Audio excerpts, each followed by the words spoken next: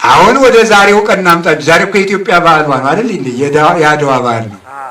ጠቢቡ ውእቱ ዘያረስ ምክረ መካሪያን፣ የመካሪዎችን ምክር የሚሽር ጠቢብ ነው። አይውላችሁ የመካሪዎችን ምክር ምን ያደርጋል? ይሽራል። የጣሊያን መንግስት አንድ ስውር ምክር መከረ። ይውላችሁ ተሰውሮ አንድ ምክር ምን ብለን የመከረ? አንቀጾችን ተዋዋሉ። ከኢትዮጵያ አጼ ሚኒሊክ ቀድሞ ሲነግሱ የጣሊያን መንግስትም በስውር ገና የክፍለ ሀገር የሸዋ ክፍለ ሀገር ገዢ በነበሩበት ጊዜ ረድተዋቸው ነበረ። ኋላም መንግስት ሲያጸኑ መተው ወዳጅ ሆኑ። ወዳጅነቱን ሲወዳጁ ምክሩን ተማከሩ። አይንን እንግዲህ አበሻ ንጉስ ማታለል ነው ብለው 17ኛው አንቀጽ ላይ የኢትዮጵያ ንጉስ ከማንኛውም የዓለም መንግስታት ጋር ለመገናኘት በጣሊያን መንግስት በኩል ብቻ መሆን አለበት ይላል። አማርኛው ግን የኢትዮጵያ ንጉስ ከየትኛውም ዓለም ጋር ነገስታት ጋር ለመገናኘት የጣሊያን መንግስት ያግዛል፣ ይረዳል የሚል ነው። የኛው ግን ብቻ መሆን አለበት የሚል ነው። ይህንን ምክር መከሩ። ይህንን ምክር መክረው ሲያበቃ 2-3 ጊዜ ውጭ ሀገር የተማሩ ሰዎች ኋላ ምን ያደርጋሉ መሰላችሁ? በውጭ ሀገር ሂደው ለጀርመን፣ ለእንግሊዝ፣ ለፈረንሳይ በአውሮፓ ላሉ መንግስታት በሙሉ የኢትዮጵያ መንግስት በማንኛውም የዓለም መንግስት ጋር ለመገናኘት በጣሊያን መንግስት በኩል ብቻ መሆን አለበት ብሎ ፈርሟል የሚል ጋዜጣ ላይ ያወጡት ደብዳቤ ጽፈው ላኩ። አጼ ምኒልክ ወደ ፈረንሳይ ወደ ጀርመን ነፃ መንግስት ነው ብለው ደብዳቤ ሲጽፉ በሞግዚትዎት በኩል ይጻፉ አንቀበልም ብለው ደብዳቤ መላክ ነው ብለው ከዚያ በኋላ አስጠሩ። 2-3 ጊዜ ተጠርተዋል። ተጠርቶ መጡ። አይ እንግዲህ ይሄንን ካላችሁ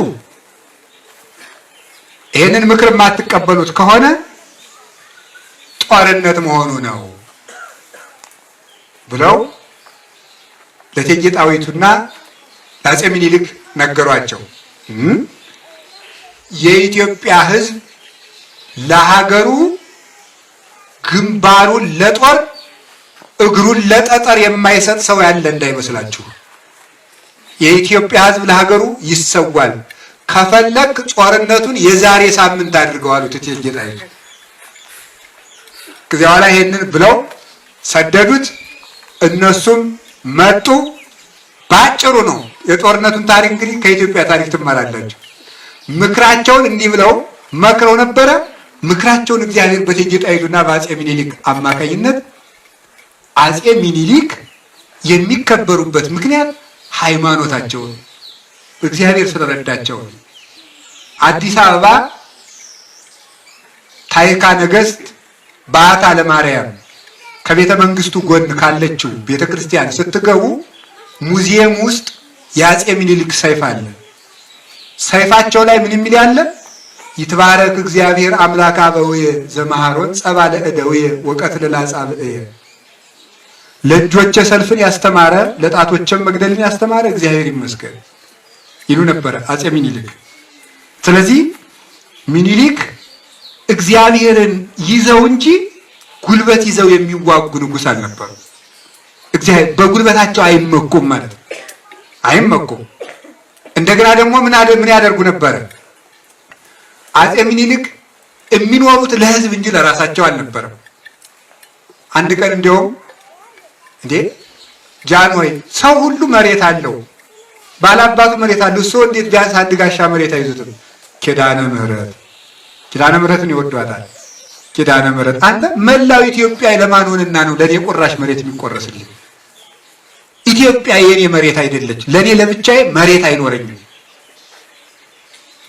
ድርቅና ረሃብ ቢመጣ የቤተ መንግስቱን ከብት በሙሉ ለህዝብ አከፋፍለው ያበሉ የንጉስ መጽዋች። ሀገሪቱ ብትራብ ቁፋሮና እርሻን ራሳቸው ንጉሱ ቆፍረው የኢትዮጵያ ህዝብ ተንክሮ አትክልት መትከልና እርሻ እንዲያርስ ያደረጉ አጼ ሚኒሊክ የሚያስቀድሱ የሚያወድሱ እግዚአብሔርን የሚያመልኩ ናቸው። ስለዚህ ሰዎች በቋንቋቸው ተሰውረው የመከሩትን ምክር አፈረሰላቸው። ምክሩ ሲታወቅባቸው ደግሞ ተባውቱ ዘያደቅቅ መዝራዕተ ኃያላን፣ ምክሩ ሲታወቅ ሰራዊት ጭነው መጡ። ሰራዊት ጭነው ሲመጡ የሰማዕቱ የቅዱስ ጊዮርጊስን ታቦት ይዘው ሄዱ። ቅዱስ ጊዮርጊስ በአፄ ምኒልክ ብቻ አይደለም የረዳን፣ በአፄ ዘርዓ ያዕቆብ ዘመንም ሱዳናውያን ኢትዮጵያን በተዋጉ ጊዜ በነጭ ፈረሰኛ ወታደር አምሳል ሲዋጋ የነበረ ቅዱስ ጊዮርጊስ ነው። ቅዱስ መርቆሬዎስ በባስልዮስ ዘቂሳርያ ጊዜ ነገስታትን ወግቶ ቤተክርስቲያን ቀን እንዳወጣ ቅዱስ መርቆሬዎስ ሰማዕት ከሆነ በኋላ ማለት ነው። ሰማዕት ከሆነ በኋላ ባስልዮስና ጎርጎሪዎስ ሄደው ቤተክርስቲያንን የሚበጠብጠውን ኡሊያኖስ የሚባለውን ንጉስ አንተ ሰው ባክህ ክርስቲያኖችን ረፍት አልሰጥም አትበል ብለው ሲመክሩት ጠራቢውን የጥላችሁ መጣችሁ። የጠራቢውን ልጅ ክርስቶስን ማለት ነው። ለአንተ የሬሳ ሳጥን እንዲጠር በቤት ጥለሉ መተናል። ቆይ ስመለስ ዋጋችሁን እሰጣቸዋለሁ ሲላቸው አንተ በሰላም ከተመለስ ጌታ ኢየሱስ ክርስቶስ ሰው እንዳልሆነ ቆጥራለሁ። በጦርነት ሲመለስ ሰራዊቱን አደራቸው ከፋርስ ንጉስ ጋር ሲገጥም አቧራ እያጤሰ ቅዱስ መርቆሬዎስ በወታደር አምሳል መጥቶ በአካለ ነፍስ ማለት ነው መጥቶ ንጉሱን ብቻውን ሲወጋው ያ ሁሉ ሰራዊት ተበተነ። በረድይ ጦር ነው የወጋው። ያን ጊዜ ሰው ክፉ ሰው እየሞተ ሳይሆን አፈሩን ወደ ሰማይ በትኖ ገሊላዊ አሁን አሸንፈኝ ክርስቶስን ማለት ነው። ቅዱስ መርቆሬዎስ በዘመነ ባስልዮስ ያን ጊዜ ከስዕሉ ገብተው ያንን ንጉስ ገደልከው እንዴ ሲሉት ከስዕሉ ደም ይንጠበጠባል። እግዚአብሔር አድሮበታል። አዎን አላቸው የቅዱስ መርቆሬዎስ። ቅዱስ ጊዮርጊስ ደግሞ በጸሎቱ ሰባውን ነገስታት እንዳጠፋ በአድዋ ጊዜ አብሮ ታቦቱ ዘምቶ በዘርዓ ያዕቆብ ጊዜ በነጭ ወታደር አምሳል እየተቀደመ እየተዋጋ ኢትዮጵያን ታድጓል። ተባውቱ ዘያደቅቅ መዝራዕተ ኃያላን፣ በጢስ በጦር ጀት በሰለጠነ የኬሚካል ጦር የሚዋጉትን ምንም ትጥቅ የሌላቸው ኢትዮጵያውያን እንዲያሸንፉ ያደረገ ምክርን በምክር የሚሽር ኃይልን በኃይል የሚሽር እግዚአብሔር ከኢትዮጵያ ጋር ስላለ ነው። የኢትዮጵያ ኃይሏ እግዚአብሔር ነው። የኢትዮጵያ ኃይሏ ሃይማኖት ነው። የኢትዮጵያ ኃይሏ ፍቅር ነው፣ አንድነት ነው፣ መለያየት ማጥፋት ነው። በምኒልክ ዘመን ይሄ ኃይል የተገኘው ዘረኝነት ስለሌለ ነው። ዘረኝነት ቢኖር ይሄ ችግር አይወገድም ነበር። እግዚአብሔርም አይረዳም። ለሚከፋፈል ህዝብ እና ለዘማዊ ህዝብ እግዚአብሔር ረድኤት አይሰጥም። ጦርነት በእስራኤል ታሪክ ውስጥ እስራኤል ጠቅላላ የሚረቱበት ምክንያት በሶስት ምክንያት ነው።